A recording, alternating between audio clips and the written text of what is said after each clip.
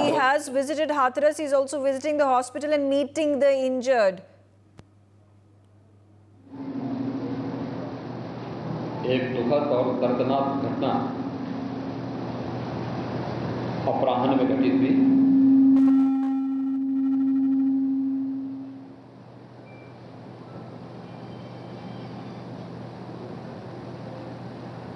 इस पूरी घटना के तह तक जाने के लिए शासन स्तर पर हम लोगों ने कल भी जो व्यवस्था बनाई थी, लेकिन प्रथम दृष्टया हम लोगों का यह था कि पहले राहत और बचाव के कार्य को आगे बढ़ाया जाए।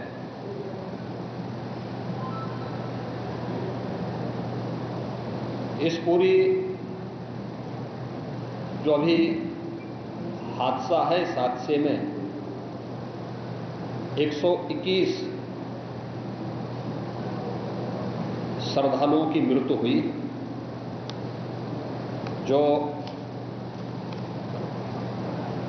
उत्तर प्रदेश के साथ साथ हरियाणा, राजस्थान और मध्य प्रदेश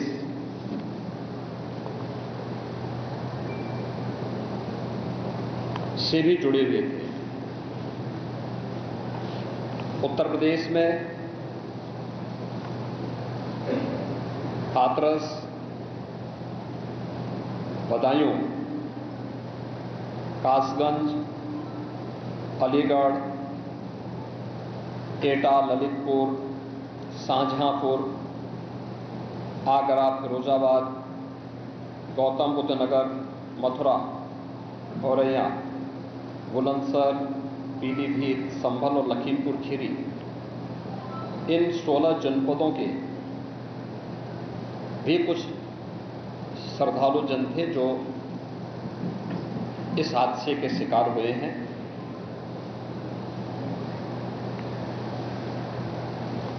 एक 121 में से 6 मृतक ऐसे थे जो अन्य राज्यों से थे, जिनमें ग्वालियर मध्य प्रदेश से 1 थे, हरियाणा से 4 थे और राजस्थान से 1 थे। हाथरस के जिला हॉस्पिटल में मैंने जो घायल हैं, 31 ऐसे घायल हैं जो हाथरस, अलीगढ़, एटा और आगरा के हॉस्पिटल में जिनका उपचार चल रहा है, और उसमें लगभग सभी आउट ऑफ डेंजर है।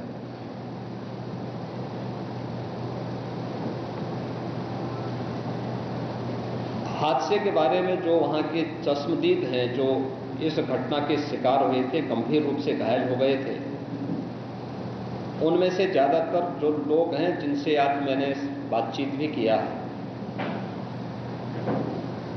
वे सभी इस बात को बोलते हैं कि हादसा कार्यक्रम के उपरांत जब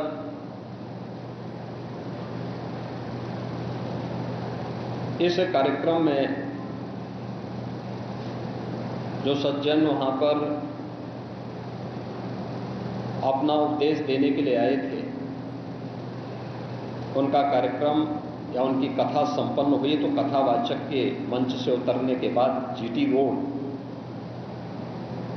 में जैसे ही उनका काफिला आया था, तो उन्हें छूने के लिए जब महिलाओं का एक दल उधर बढ़ा, तो उनके पीछे पीछे भीड़ गई और इसी के बाद वे एक दूसरे के ऊपर चढ़ते गए। सेवादार भी लोगों को धक्का देते रहे, जिसके कारण दोनों ओर, जीटी रोड के दोनों ओर और जीटी रोड के अंदर भी ये सब हादसा वहां पर होता हुआ दिखाई दिया। इसका सबसे दुखद पहलू ये था कि इस प्रकार के आयोजन में जो सेवादार प्रशासन को अंदर घुसने नहीं देते, दुर्घटना होने के तत्काल बाद या दुर्घटना के दौरान प्रारंभिक रूप में इन्होंने पहले वहां पर इस मामले को दबाने का प्रयास किया, लेकिन जब उन्हें प्रशासन ने हॉस्पिटल ले जाने की कार्रवाई प्रारंभ की तो इनमें ज़्यादातर सेवादार वहां से भाग गए। इस पूरी घटनाक्रम के लिए हम लोगों ने एडीजी आगरा की अध्यक्षता में एक एसआईटी गठित की है, जिसने अपनी प्रारंभिक रिपोर्ट दी है और इस घटना की तह में जाने के लिए उनसे कहा गया है। बहुत सारे ऐसे पहलू हैं जिन पर जांच होनी बहुत आवश्यक है। अब तक प्रथम दृष्टया जो थी हमारी कार्रवाई ये थी कि राहत और बचाव के कार्य को आगे बढ़ाने के बाद आयोजकों को पूछताछ के लिए बुलाना, घटना के बारे में, हादसे के कारणों के बारे में उनसे भी पूछताछ करना और फिर घटना की लापरवाही और जिम्मेदारों की जवाबदेही भी इसके लिए तय करना, जिसके लिए पहले से ही एफआईआर यहां पे दर्ज हो चुकी है। इसके लिए कार्रवाई आगे बढ़ रही है। हम लोग इस बात को किसी भी प्रकार से डिनाई नहीं कर सकते। इस प्रकार की घटना केवल एक हादसा नहीं होता है। अगर हादसा भी है तो उसके पीछे कौन जिम्मेदार है, और अगर वह घटना घटित हुई है तो इसके पीछे हादसा नहीं तो साजिश किसकी है, कौन इसके पीछे है। इन सभी पहलुओं को लेकर के राज्य सरकार ने तय किया है कि हम इसका एक जुडिशियल इंक्वायरी भी करवाएंगे, और जुडिशियल इंक्वायरी हाईकोर्ट के एक रिटायर्ड जज की अध्यक्षता में होगी, जिसमें प्रशासन और पुलिस के भी रिटायर्ड सीनियर अधिकारियों को रख करके इस पूरी घटना की तह में जाकर के जो भी इसके लिए दोषी होगा उन्हें इसकी सजा देना और इस प्रकार की घटना की पुनरावृत्ति न हो, इनके बारे में एक सुझाव और एक एसओपी उनके माध्यम से बनाई जा सके, जिसे आगे इस प्रकार के किसी भी बड़े आयोजन में लागू किया जा सके। यह हम लोग सुनिश्चित करेंगे। और मैंने यहां पर भी हाथरस में भी और सिकंदराराव के घटनास्थल का मैंने दौरा किया, यद्यपि वहां काफी बारिश थी, और वहां जाकर के मैंने एक बार उसको देखने का प्रयास किया है। यद्यपि प्रशासन ने पहले से इसके मैप भी बना के तैयार किए थे और भेजे भी थे, लेकिन हादसे के कारणों की प्रारंभिक व्यवस्था देखी जा सके, इसको देखने के लिए वहां पर मैं स्वयं गया था। और हमारे 3 मंत्री यहाँ पर कल से ही कैंप कर रहे थे। मुख्य सचिव और पुलिस महानिदेशक भी यहाँ पर कल से ही कैंप कर रहे हैं। सीनियर अधिकारीगण भी यहाँ पर पुलिस और प्रशासन के अधिकारीगण यहाँ पहले से ही कैंप करते हुए इस पूरी घटना के लिए जिम्मेदारों की जवाबदेही तय करने की भी दिशा में आगे कार्रवाई की जा रही है, जिसमें कुछ विशेष दल बनाए गए हैं, जिनमें अलग अलग जनपदों में उनकी कार्रवाई अब प्रारंभ होगी और प्रारंभिक जांच के बाद आगे की कार्रवाई को हम लोग आगे बढ़ाने का कार्य करेंगे। यह यहाँ की घटना के बारे में था और जुडिशियल इंक्वायरी के बारे में आज ही इसके नोटिफिकेशन शासन के द्वारा भी जारी हो जाएगी। महाराज जी,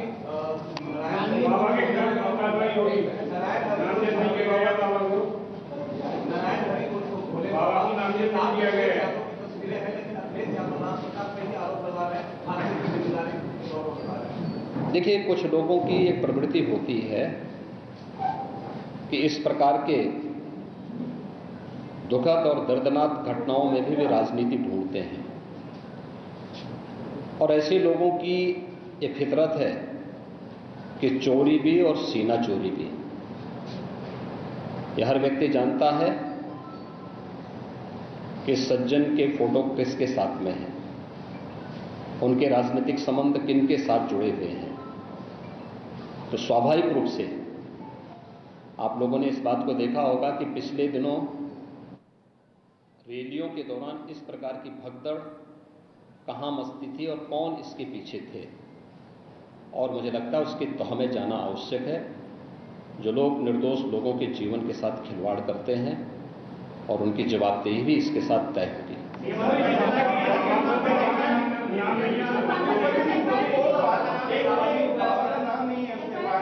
दूसरी चीज आपने कहा कि ऐसे आयोजनों में प्रशासन को घुसने की इजाजत नहीं होती है, तो ऐसा क्यों होता है कि क्या प्रशासन भविष्य में ऐसी चीजें ना हो? देखिए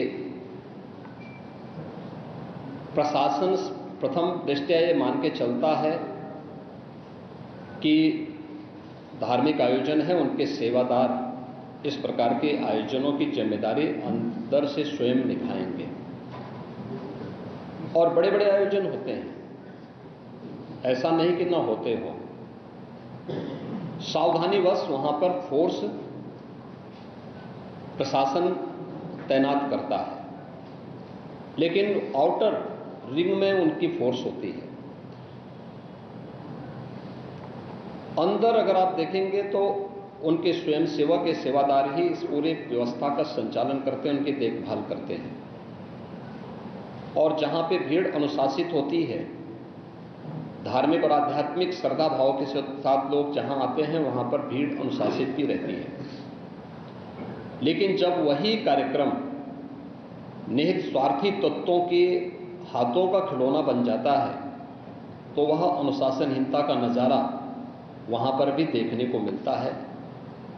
और इसका शिकार अंततः वह निर्दोष व्यक्ति होता है जो धार्मिक श्रद्धा के साथ उस आयोजन में भागीदार बनता है, क्योंकि उसको तो साजिश के बारे में पता नहीं होता है और वह अपनी उस श्रद्धा भाव के साथ आता है।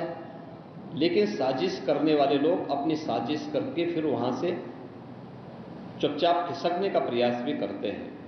होना यह चाहिए था कि अगर हादसा था तो सेवादारों को वहां पर इस पूरी घटना को पहले तो अपनी व्यवस्था को सुदृढ़ करना चाहिए था, और अगर सुदृढ़ नहीं कर पा रहे थे तो प्रशासन का सपोर्ट लेकर के हादसे के शिकार लोगों को हॉस्पिटल पहुंचाने की व्यवस्था करनी चाहिए थी, उपचार की व्यवस्था करनी चाहिए थी। इसका सबसे दूसरा जो पहलू ये है कि हादसा में लोग मरते गए और सेवादार उससे पहले वहां से खिसक करके भाग चुके थे, और इसीलिए हम लोग इसकी तह में चलेंगे। और मैं इस बात के लिए आपको इस बात के लिए मैं कह रहा हूं ना कि मैंने इसीलिए जुडिशियल कमीशन के बारे में राज्य सरकार ने इसको तय किया है। हम इसके तहत निष्कर्ष पर आएंगे और इस प्रकार के बड़े बड़े आयोजन हम लोग करते रहे हैं, लेकिन कहीं भी कोई इस प्रकार की चीजें नहीं आई है। और मुझे लगता है हम लोगों ने इस प्रकार के बड़े बड़े आयोजन हमेशा किए हैं, कुंभ जैसे बड़े आयोजन किए हैं, बड़े बड़े कार्यक्रम होते रहे हैं। लेकिन इसीलिए मैंने कहा कि इसकी तह में जाना आवश्यक है कि आखिर इसके पीछे कौन लोग इसके लिए जिम्मेदार हैं। दूसरा, राज्य सरकार ने और केंद्र सरकार ने, देखिए कि एफआईआर एप्लीकेशन परमिशन के लिए जिन लोगों ने दी थी, प्रथम दृष्टया पहले एफआईआर उनके खिलाफ होती है और इसके बाद फिर उसका दायरा बढ़ता है। ये सभी अन्य लोगों के दायरे में आएंगे, जो भी इसके लिए जिम्मेदार होंगे वो इसमें आएंगे। केंद्र और राज्य सरकार ने आर्थिक सहायता की भी घोषणा की है। जो निर्दोष लोग इस पूरे हादसे के शिकार हुए हैं उनके जो नाबालिग बच्चे हैं, जो स्कूल में पढ़ने वाले बच्चे हैं, उनको हम उत्तर प्रदेश मुख्यमंत्री बाल सेवा योजना के अंतर्गत उन बच्चों की पढ़ाई की व्यवस्था हम लोग राज्य सरकार से करवाएंगे। उन्हें जिस भी स्कूल में पढ़ रहे होंगे, जिन भी संस्थाओं में पढ़ रहे होंगे, या उनके स्कॉलरशिप आदि की व्यवस्था के लिए भी राज्य सरकार ने तय किया है। और प्रत्येक मृतक के परिवारजन को भी केंद्र और राज्य सरकार मिलकर के For more such videos, subscribe to the NewsX YouTube channel, hit the bell icon.